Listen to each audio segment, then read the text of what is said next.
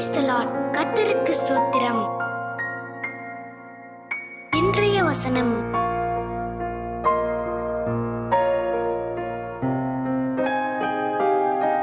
யோவான் 15:9-12 வசனங்கள்.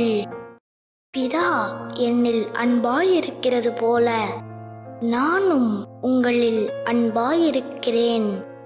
என்னுடைய அன்பிலே நிலைத்திருங்கள்.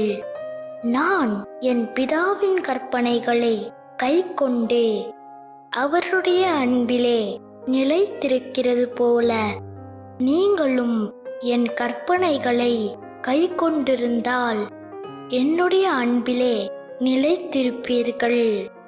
என்னுடைய சந்தோஷம் உங்களில் நிலைத்திருக்கும்படிக்கும் உங்கள் சந்தோஷம் நிறைவாயிருக்கும்படிக்கும் இவைகளை உங்களுக்கு சொன்னேன்.